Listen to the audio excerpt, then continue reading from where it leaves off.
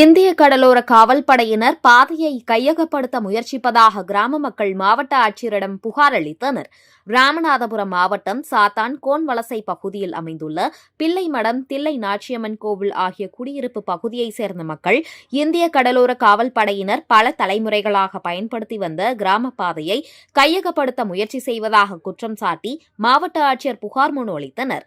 இந்த குடியிருப்பு பகுதியைச் சேர்ந்தவர்கள் பெரும்பாலும் கடலில் மீன்பிடி தொழில்களில் ஈடுபட்டு வாழ்ந்து வருகின்றனர். இந்நிலையில் இந்திய கடலோர காவல் படையினர் அப்பகுதி நிலங்களை பாதுகாப்பு நடவடிக்கைகளுக்காக முற்றுகையிட்டு வேலிகள் அமைத்து மக்கள் நடமாட்டத்தை கட்டுப்படுத்தி வருவதாக மக்கள் அச்சம் தெரிவிக்கின்றனர். எனவே இப்பிரச்சினையை தீர்க்க மாவட்ட நிர்வாகம் நேரில் சென்று கள ஆய்வு மேற்கொள்ள வேண்டும் என்றும் மக்கள் பாதிக்கப்படாத வகையில் மதில் சுவர் கட்டும் பணியை நிறுத்த வேண்டும் எனவும் கோரிக்கை விடுத்துள்ளனர். மண்டப ஒன்றியம் சாத்தகோனசை ஊராட்சி எங்களது கிராமம். எங்கள் கிராம பகுதியே அனைவரும் மீனவர்கள் தான். மீனவர்கள்னால் நாங்கள் முதலாளி மீனவர்கள் இல்லை, தொழிலாளி கூலி தொழிலாளியாக பணிபுரியும். அந்த கூலி தொழிலாளிகளுக்கே இப்போ இடையூறு என்னென்னா, இந்திய கடலோர காவல்படை இப்போ ஒரு 3 நாளாக பார்த்தீங்கன்னா மாவட்ட நிர்வாகத்தில் அனுமதி வாங்கினாங்களா வாங்கலையாங்கிறதுலாம் தெரியல. மணலை பார்த்தீங்கன்னா மணல் நீங்கள் அங்கே போய் பார்த்தீங்கன்னா கண்ணீர் தான் ஒரு எல்லாருக்கும்.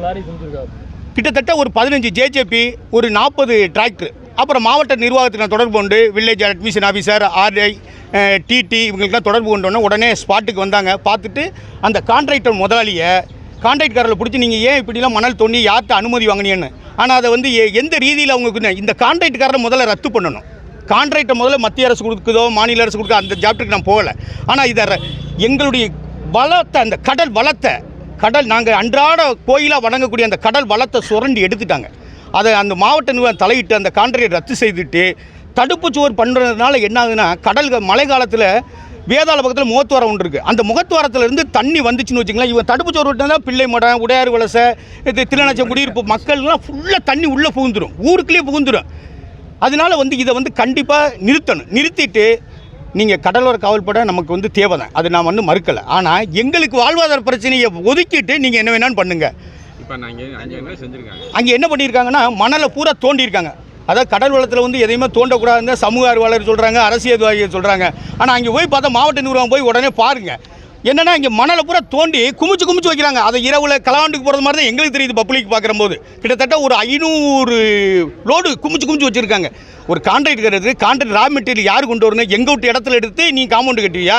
அதை நாங்கள் விடுவோமா?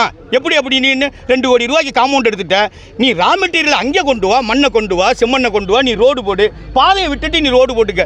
இப்போ கேட்டால் என்ன சொல்கிறாங்க, வரைபடத்துலேருந்து இந்த படத்தில் தான் பார்த்துருக்கேன், அட்டிப்பட்டி மாதிரி இப்போ எங்கள் கிராமம் ஆயிடுச்சு. வரைபடத்துலேயும் பாதையை காணோம். இது ஒரு 12 வருஷத்துக்கு முன்னால் எடுத்து போயிட்டோம்னு சொல்கிறாங்க. கடலோர காவல் ஒதுக்கும் போது ஒரு பீஸ் கமிட்டியை போடணும், கிராம மக்களையெல்லாம் கூப்பிடணும், கிராம மக்களை கூப்பிட்டு என்ன நடக்குதுன்னு கேட்கணும்ல. கிராம மக்களே தொடர்பு இல்லாமல் எங்களுக்கு அந்த பாதையை ஒதுக்கி தரணும். பாதையை ஒதுக்கி தரலைன்னா கடலோர காவல் படை என்ன தடுப்புச்சுவர் கட்டினான்னு நாங்கள் பொதுமக்கள் பூரா கடலில் இறங்கி போராடுவோம். நாங்கள் கூலி தொழிலாளி, நாங்கள் அன்னன்னைக்கு போய் வலை இழுத்தாத்தான் சாப்பிட முடியும். அது நாங்கள் முதல் போடலை, இன்னொருத்தர் முதல் போட்டதில் நாங்கள் கூலி தொழிலாளியே வேலை பார்க்குறோம். என் பேர் சீனிமாரி, பிள்ளைமடம்.